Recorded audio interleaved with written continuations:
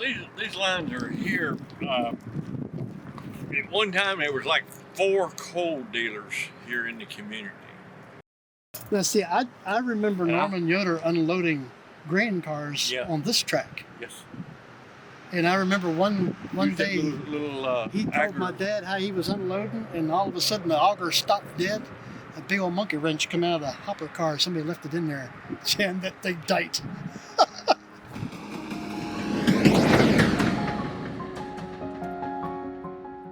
Hello, I'm Jacob Fife. Thank you for joining me. The town of Stuarts Draft is full of businesses, farms, shopping plazas, and is a home to many people. However, at one point in time, Stuarts Draft was a small community that was struggling to grow. That is, until the railroad came to town. The year is 1882, and the Shenandoah Valley Railroad is in a fierce competition with one of its rivals, the Valley Railroad, to lay down the most track and offer the best passenger service to Valley residents.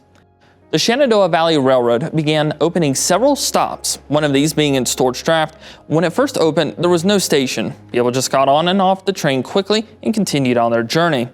Both railroads fell into hard times financially, but the Shenandoah Valley Railroad had established a connection that went as far south as Roanoke and as far north as Hagerstown, Maryland. This brought a lot of people to Stuarts Draft and allowed people in town to visit other places and export their goods to new customers faster. The Shenandoah Valley Railroad went bankrupt and was bought out by Norfolk and Western Railway. In 1891, Norfolk and Western built a depot in Stuarts Draft and expanded the passenger service. Larry Korn remembers what the depot looked like.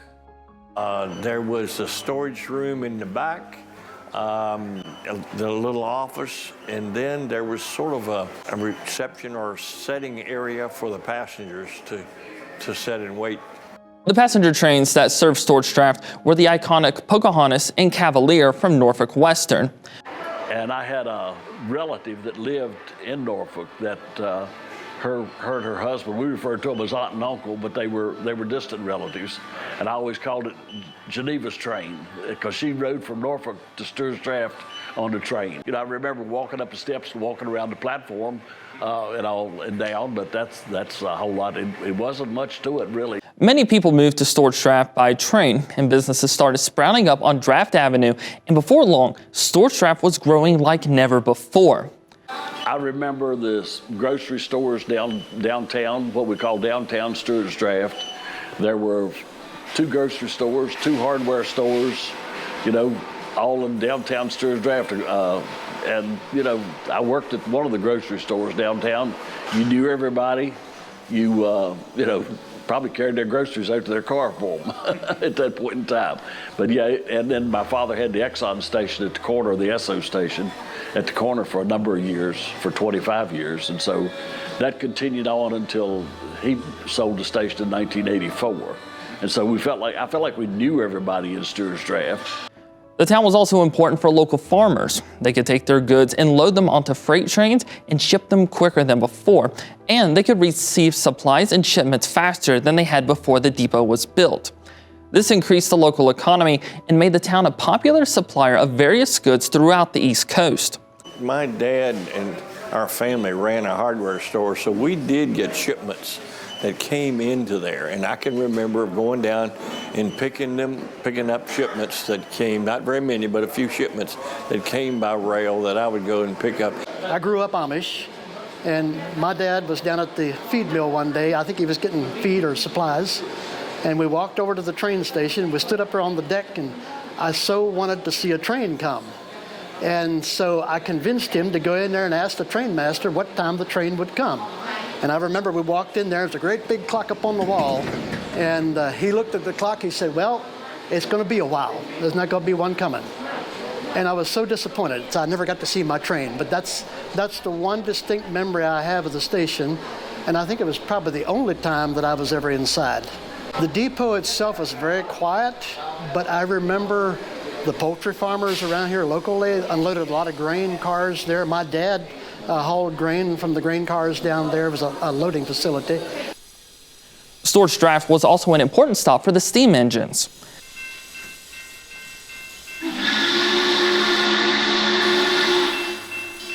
Well, Stuarts Draft became a a water stop for the steam engines because of the purity of the water that was that they had put into the tower that was there for watering the steam engines. They had to have water periodically, and so it was a water stop.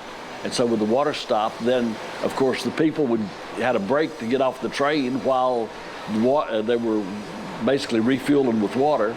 And the Dodge Hotel then acted kind of as a place where these people could go and eat and fellowship and all for whatever length of time it took the train to fill up with water. Some of them were in the neighborhood of 20 to 30 minutes type of thing. And the people had the opportunity to get off and go to the Dodge Hotel and have a bite to eat, or the Dodge Hotel packed lunches for them, and they take the lunches and go back with them being on the train. So that became part of it. Plus, there was a lot of apple orchards in the area, and they needed a way to get their product, easier way to get their product north or south, whichever way they were going with it. And so the railroad was really a good means for doing that. The apples were loaded onto the cars in the draft and moved north or south, and the same way with the cranberries and the other vegetables that were grown around here. People don't know that there was that many cranberries grown around here, but there was a lot of cranberries grown out in what's now Shenandoah Acres out in that area. Dr. Dodge had a large cranberry production. As a matter of fact, one of the largest on the east of the Mississippi, really.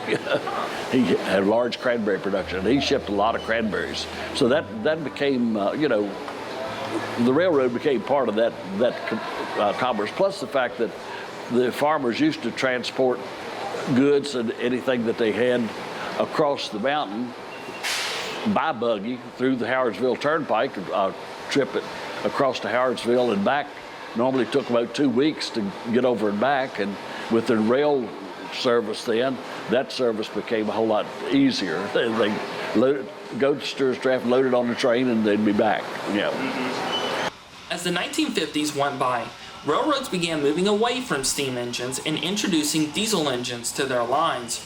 Norfolk and Western was one of the last to use steam for mainline service, and the Shenandoah Valley was one of the places steam trains were used last. By 1960, all steam engines were taken off the line that passed through Stuarts Draft, and all that was left of steam were the memories people had of them. I remember how noisy they were, but I also remember how powerful they were.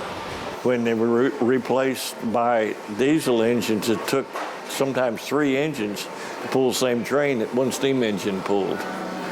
And it was, I remember our granddad that lived real close to the track. He could tell you what time each train came through every day, all day. And if they were 5 minutes late, he knew about it. But I do remember of seeing them, and now there's something that I have just recently found out, and I am reading some books, a series of books that were written by an Amish family, and a lot of the Amish families that moved to this area and created the Amish community that we have moved here by train. I remember the steam engines, especially I remember the J series, that J611, of course, it just went through here not long ago. But anyway, that train ran from Norfolk, north. I remember when they stopped coming through. I think one of the things that I missed the most was the sound of the old steam whistle. You missed that sound. The new diesel engines did not have that same sound when they went through. And I guess, living fairly close to the railroad all of my life, I remember that sound, hearing that sound and all a good bit. Eventually, in the early 70s, Norfolk and Western discontinued their passenger trains. Stuarts Draft was one of the first places to lose its stop. Discontinued the service. They didn't feel like they needed a depot in Stuarts Draft. They were handling that to the main office. Of course, computers and technology changed, and they felt they didn't need it. With no more trains stopping in town, the depot was left alone. What was to happen to a big part of Stuarts Draft's history? It was given to the community if we moved it. We had to move it off of railroad property, and we had several meetings and to see where and what we could do, and nothing materialized. And I got into trouble at one of those meetings. At the same time, we were going through a little session of moving our post office. And the ones of us that were in downtown Stuarts Draft were very much opposed to moving our post office from where it had been for years. And in the course of those meetings, I made a remark that maybe we could move it and put the post office in it. Newspaper picked it up. I had to make a public apology. The majority wanted to save it because it was a piece of history, and the clincher was it had to be moved off of railroad property, and there was just no way. The way the building was built, it wasn't feasible to move it. A church group got the depot and planned on rebuilding it, but a grass fire destroyed the dismantled depot, and like the steam engines, the depot was just a memory. Stuarts Draft is still growing, and new people are still coming to the area. But the memories and importance of the depot and its role in making Stuarts Draft what it is today will never be forgotten. The industry that we have today is the railroad had a big influence on them coming to this area.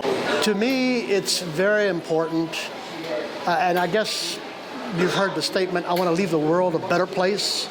I want my great-grandchildren, all the way to the 4th generation, to know what their grandfathers saw and what they missed. I want them to know that. Not that it'll make any difference, but I think it's a legacy that needs to be out there. Working hard for you, I'm Jacob Fife, WHSV.